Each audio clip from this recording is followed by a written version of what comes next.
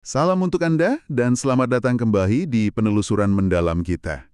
Hari ini kita menyelami lagi teks sejarah yang Anda bagikan, fokusnya kali ini di bab 5 ya, dunia Arab Muslim di abad-abad pembentukannya. Ini cakupannya luas banget, dari Spanyol sampai Asia Tengah. Nah, misi kita kali ini bukan cuma lihat daftar penaklukan aja, tapi coba kita pahami bareng-bareng gimana sih sebenarnya peradaban baru yang kompleks dan dinamis ini lahir. Bagaimana dia berkembang dari pertemuan antara kekuatan Arab, warisan peradaban kuno, sama ajaran Islam itu sendiri.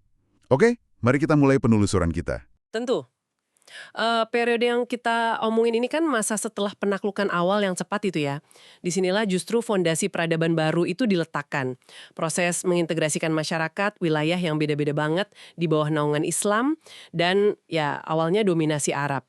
Tapi penting nih buat diingat, ini bukan gambar yang statis atau hitam putih. Sama sekali bukan. Justru penuh warna, kompleksitas, banyak inovasi yang luar biasa, tapi ya nggak luput juga dari ketegangan-ketegangan. Nanti kita lihat gimana pusat-pusat kekuasaan muncul, terus mereka bersaing, dan gimana masyarakat serta budayanya berevolusi. Oke, menarik. Kita mungkin bisa mulai dari pergeseran besar itu ya, dari Khulafaur Rasyidin ke dinasti Umayyah di Damaskus.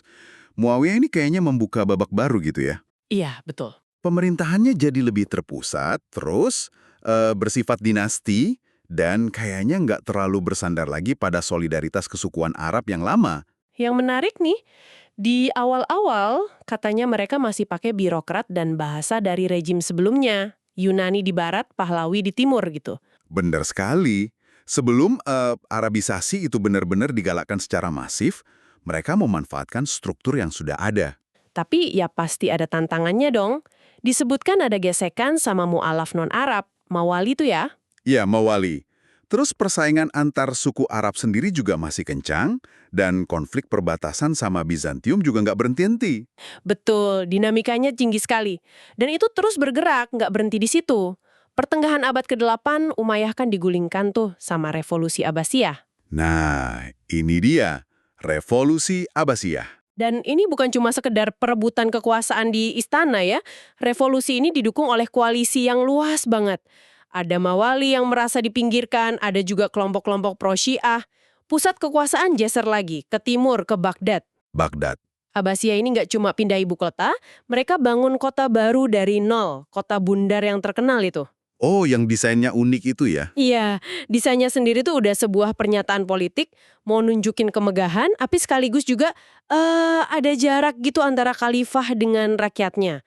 Birokrasi di era Abbasiyah ini jadi, wah kompleks banget. Muncul jabatan penting kayak wazir, jadi kayak perdana menteri gitu ya. Kepala administrasi ya? Betul. Terus ada sistem intelijen pos, namanya Barit, buat ngawasin gubernur-gubernur di provinsi jauh. Efisien banget ini. Dan ada upaya serius buat menstandardisasi pajak. Kharaj buat tanah, jizyah buat non-muslim. Jadi lebih terstruktur ya? Iya, tapi ironisnya, kekuasaan yang dibangun terpusat ini, akhirnya kegerogoti juga dari dalam. Dinasti-dinasti lokal mulai berani nunjukin kekuatannya. Puncaknya itu dinasti Buwaihi dari Persia, yang kebetulan Syiah juga, mereka kuasai Baghdad di abad ke-10. Menguasai Baghdad, ibu kotanya Abbasiyah. Iya. Mereka bahkan berani pakai gelar Persia kuno, Syahansyah, Raja di Raja. Meskipun ya secara formal masih ngakuin Khalifah Abbasiyah sebagai pemimpin spiritual. Wah, ini menarik. Jadi kekuasaan realnya udah pindah tangan ya, meskipun simbolnya masih ada. Persis. Ini menunjukkan pergeseran kekuasaan yang signifikan. Tapi kan Baghdad bukan satu-satunya pemain utama ya saat itu. Di Mesir ada Fatimiyah. Nah, betul. Fatimiyah di Mesir. Mereka ini beda lagi. Bukan cuma kuat militer dan ekonominya, tapi mereka juga ngaku sebagai khalifah tantingan. Langsung nantang Abbasiyah berarti. Iya, klaim kekhalifahan sendiri. Ibu kotanya Kairo dibangun sama megahnya sama Baghdad katanya. Betul, Kairo jadi pusat baru yang sangat penting. Dan sebagai penganut Syiah Ismailiyah, mereka aktif nyebarin ajarannya. Lewat misionaris, dai itu. Jaringan dai mereka luas sekali. Terus, di ujung barat, di Andalus, Spanyol Muslim itu. Sisa-sisa dinasti Umayyah yang dulu kabur dari Abbasiyah, malah bangkit lagi ya. Bangkit lagi dan sangat cemerlang di Cordoba. Cordoba jadi pusat kebudayaan yang katanya nyaingin Baghdad sama Kairo. Iya betul. ilmu pengetahuan, seni, arsitektur. Luar biasa. Dan tebak, penguasa Umayyah di Cordoba ini akhirnya ikutan juga ngaku sebagai khalifah di abad ke-10. Nah, kan? Jadi ada 3 klaim kekhalifahan sekaligus berjalan pada waktu yang hampir bersamaan. Abbasiyah di Baghdad, Fatimiyah di Kairo, Umayyah di Cordoba. Gila ya, sumber kita juga nyebutin detail soal prosesi megah Khalifah Fatimiyah di Kairo, itu pasti bukan sekedar parade biasa ya. Oh, jelas bukan. Itu pertunjukan kekuasaan. Dirancang untuk memukau, untuk melegitimasi klaim mereka di mata publik. Oke, jadi ada 3 pusat kekuasaan besar yang saling bersaing. Nah, disinilah paradoks yang menarik tadi. Secara politik kita lihat jelas ada fragmentasi. Beberapa khalifah, banyak dinasti lokal yang semi-otonom atau bahkan independen. Tapi anehnya, di saat yang sama, seluruh wilayah yang luas ini dari Spanyol sampai Asia Tengah itu tetap terhubung dalam satu jaringan interaksi yang intens banget. Oh gitu. Gimana tuh hubungannya? Misalnya perdagangan, justru berkembang pesat. Rute Samudra Hindia nyambung ke Mediterania, nanti bahkan sampai ke kota-kota Italia kayak Venesia, Amalfi. Wah, jauh juga ya. Bukan cuma barang yang gerak, orang juga. Ulama keliling, cari ilmu, jamaah haji, pedagang. Nah, bareng mereka ngalir juga gagasan, gaya seni, teknologi baru. Jadi kayak ada semacam ruang bersama gitu ya, meskipun secara politik terpecah. Persis. Istilahnya mungkin gitu. Ruang bersama peradaban Islam yang terus hidup. Ini nunjukin ekosistem yang saling bergantung. Pemerintahan yang lumayan stabil, kota besar, jaringan dagang, pertanian produktif. Semuanya saling nopang. Fragmentasi politik nggak berarti isolasi total. Oke. Paham. Coba kita geser dikit ke masyarakat dan ekonominya. Tadi udah disebut kota-kota besar kayak Baghdad, Kairo, Cordoba.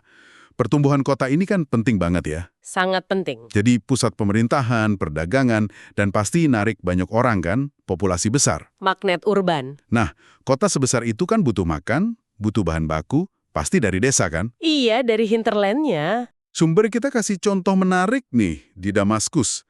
Ada wilayah namanya Guta. Guta Damaskus, ya. Sangat terkenal. Itu kayak sabuk hijau subur yang ngelilingin kota, nyuplai sayur, buah, macam-macam. Uniknya, katanya sebagian petani Guta ini malah tinggal di dalam kota. Betul. Jadi batas antara kota dan desa itu nggak sekaku yang mungkin kita bayangkan sekarang. Ada interpenetrasi. Menarik. Dan soal kepemilikan tanah juga berubah. Setelah penaklukan, muncul kelas tuan tanah baru. Banyak dari kalangan elit Arab, militer, atau pejabat yang menetap. Hubungan antara penguasa, tuan tanah, sama petani penggarap ini jadi kompleks dan bervariasi banget tergantung wilayahnya. Dan untuk menopang kota-kota raksasa tadi, pertanian skala besar kan jadi penting banget ya. Terutama irigasi. Mutlak perlu. Irigasi itu kunci. Contoh klasiknya ya dataran Sawat di Irak Selatan itu. Lumbungnya kekhalifahan. Peninggalan Mesopotamia ya, sistem irigasinya. Iya, warisan peradaban sebelumnya yang terus dirawat dan bahkan dikembangkan di masa Islam. Jaringan kanal irigasi ini yang memungkinkan produksi gandum, kurma dalam jumlah masif buat nyuplai Baghdad. Jadi, majunya kota sama canggihnya irigasi di desa itu 2 sisi mata uang yang sama. Nggak bisa dipisahkan. Kalau di dalam kotanya sendiri gimana tuh struktur sosialnya? Katanya ada hierarki gitu ya di antara pengrajin? Iya, ada semacam stratifikasi. Ada kerjaan yang dianggap lebih bergengsi, kayak pandai emas, peracik parfum, pembuat kertas yang halus. Ada juga yang dianggap ya kurang bersih atau kurang terhormat, penyamak kulit misalnya atau tukang jagal. Oke, selain pengrajin dan pemilik toko yang udah mapan, pasti banyak juga ya pekerja lepas, pedagang keliling. Oh, banyak sekali pekerja harian, pedagang asongan, dan tentu saja pendatang dari desa yang cari kerja di kota.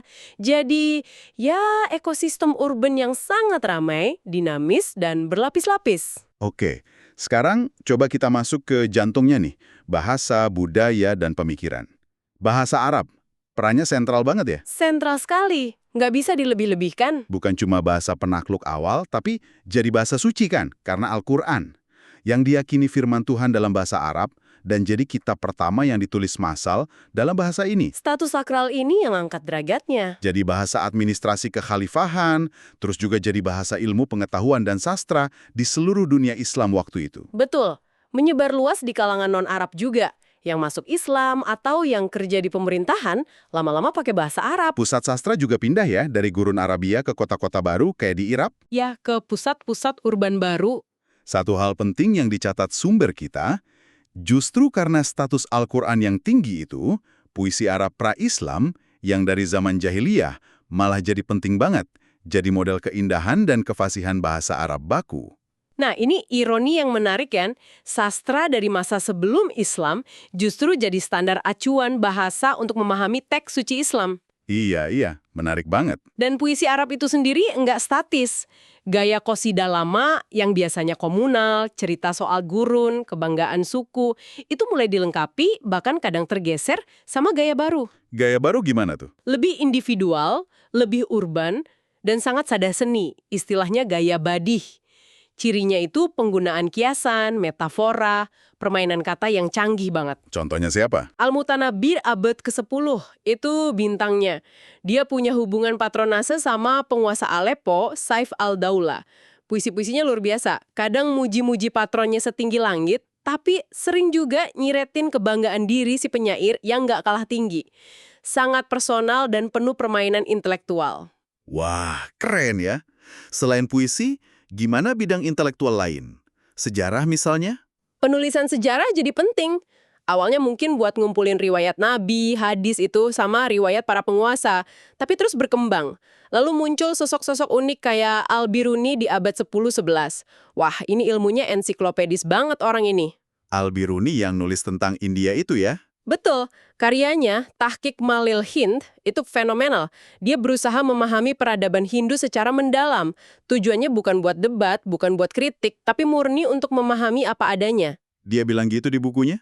Ya, eksplisit di pendahuluannya. Buku ini bukan untuk polemik. Sikap objektif kayak gini di zamannya itu, wah, luar biasa langka. Warisan penting banget ini. Setuju.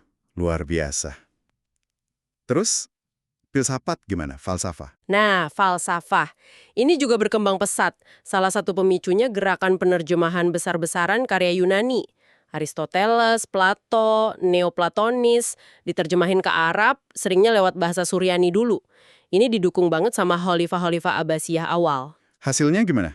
Lahirlah filsuf muslim besar kayak Al-Farabi, terus Ibnu Sina, atau Avicenna di barat. Mereka bangun sistem pemikiran yang canggih, coba nyatuin logika Aristoteles sama gagasan emanasi ilahi Neoplatonis. Jadi menggabungkan akal dan semacam spiritualitas gitu ya? Bisa dibilang gitu. Argumen utamanya akal manusia itu bisa loh mencapai kebenaran tertinggi. Nah, wahyu kayak Al-Quran itu nyajiin kebenaran yang sama, tapi dalam bahasa simbolik, biar bisa dipahami orang awam. Wah, ini pasti bikin perdebatan ya? Oh jelas, perdebatan panas.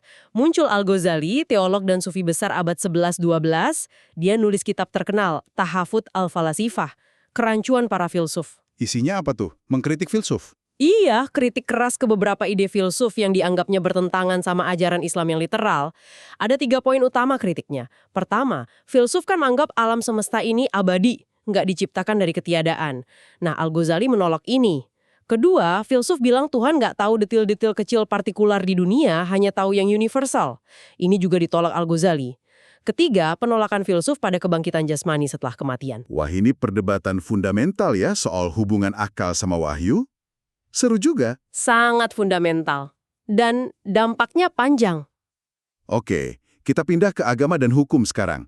Hukum Islam, syariah, yang dipelajari lewat fiqh itu.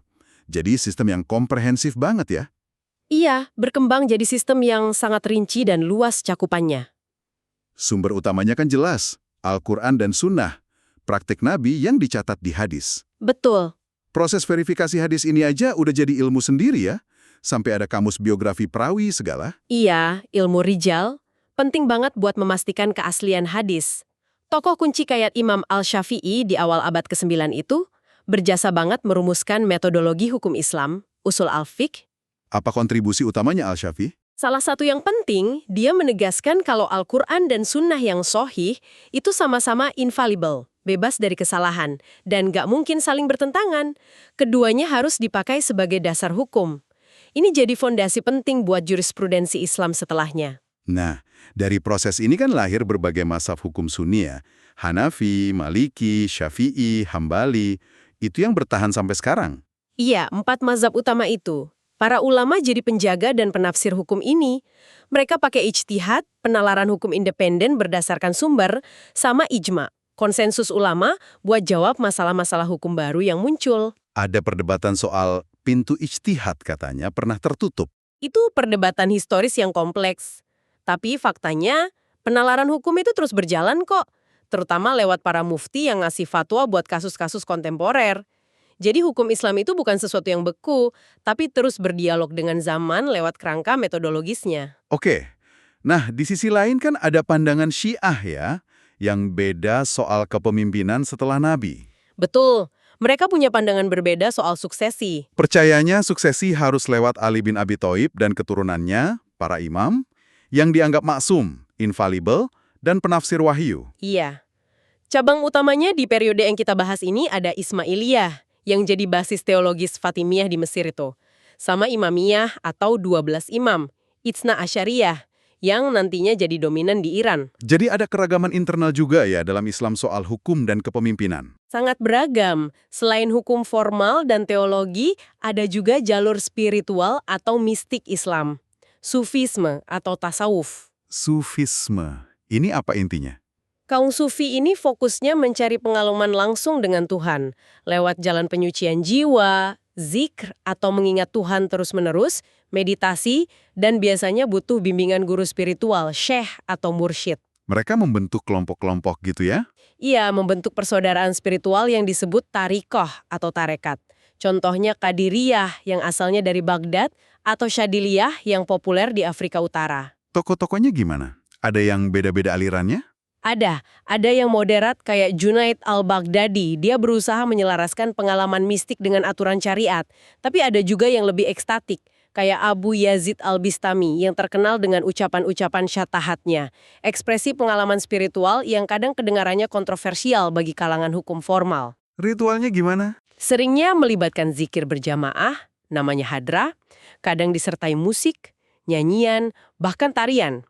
Kayak tarian berputar para darwis Maulawi, itu kan asalnya dari tradisi Sufi. Ini dimensi lain dari keberagaman Islam yang sangat kaya dan beragam. Oke, sekarang kita lihat jejaknya di seni dan arsitektur. Masjid pasti jadi pusat perhatian ya. Jelas, masjid itu sentral banget dalam arsitektur Islam. Ada masjid jami yang besar buat sholat Jumat, ada juga masjid-masjid yang lebih kecil di pasar atau di kampung-kampung. Betul, dan kompleks masjid besar itu seringkali bukan cuma tempat sholat. Ada madrasah, sekolah, pengadilan, mahkamah, penginapan buat musafir, rumah sakit, bahkan makam tokoh-tokoh suci atau para imam. Jadi pusat kegiatan komunitas. Dan tentu saja, kaligrafi Arab. Ini kayaknya jadi ciri khas banget ya. Oh iya, seni kaligrafi Arab mencapai puncak keindahannya di periode ini. Bukan cuma di bangunan, tapi juga di koin, keramik, logam, tekstil, di mana-mana ada. Indah banget ya perpaduannya, kaligrafi sama pola-pola geometris atau tumbuhan arabesk yang rumit itu. Betul. Nah, ada perbedaan menarik nih antara seni yang sifatnya sekuler, kayak dekorasi istana atau ilustrasi buku, dengan seni yang religius, kayak di masjid. Bedanya apa? Dekorasi istana atau ilustrasi buku itu kadang masih nampilin figur manusia dan hewan, meskipun seringnya udah distilisasi digayakan gitu. Tapi kalau di masjid, ada kecenderungan kuat buat menghindari gambar makhluk hidup. Kenapa gitu? Fokusnya dialihkan ke keindahan yang sifatnya abstrak. Pola geometris yang matematis dan presisi, pola arabeske tumbuhan yang kayak nggak ada ujungnya, permainan cahaya dan bayangan dalam arsitektur, terus penggunaan material yang indah kayak ubin keramik warna-warni, ukiran plester, stuko, ukiran kayu. Tujuannya apa? Untuk menciptakan suasana kontemplatif, suasana transenden. Mengarahkan perhatian pada keagungan Tuhan yang dianggap tak terlukiskan, tak terwakili oleh bentuk makhluk. Jadi estetika spiritualnya kuat sekali. Oke, poin terakhir nih. Interaksi antar komunitas. Gimana hubungan Muslim sama komunitas non-Muslim?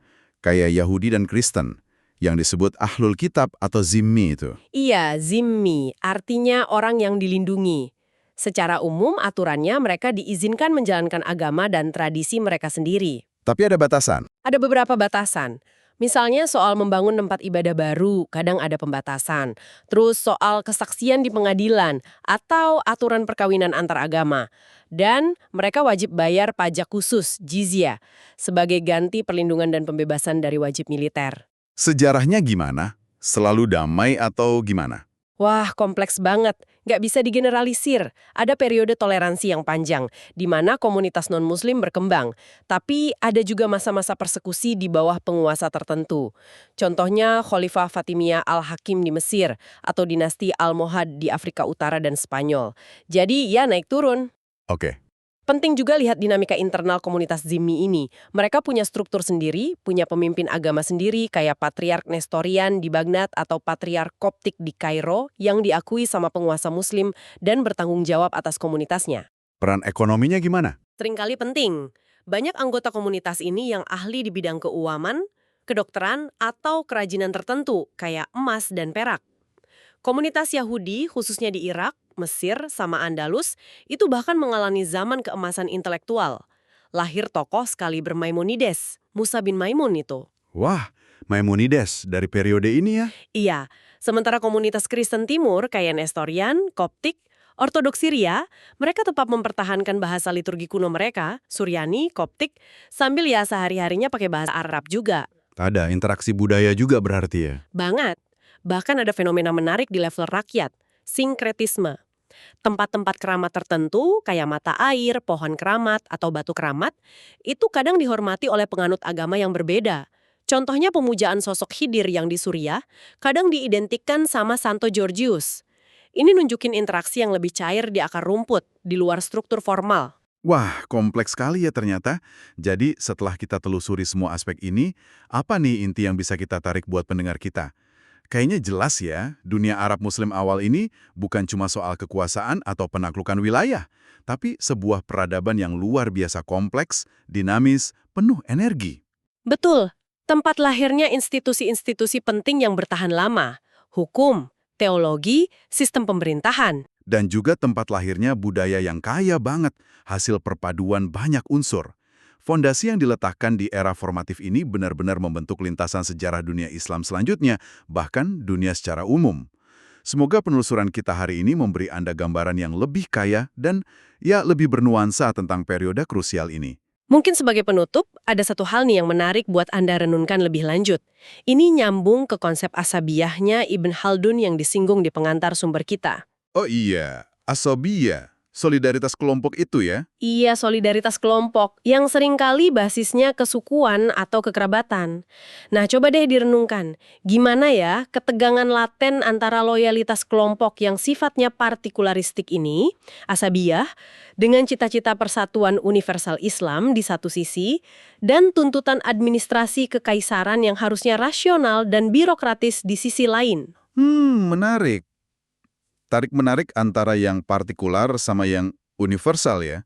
Nah, gimana tarik-menarik ini ikut membentuk keberhasilan sekaligus juga kerapuhan dan kecenderungan fragmentasi yang tadi kita bahas dalam peradaban ini? Pertanyaan bagus tuh. Sebuah pertanyaan buat dibawa pulang dan dipikirkan. Sampai jumpa di penelusuran mendalam kita berikutnya.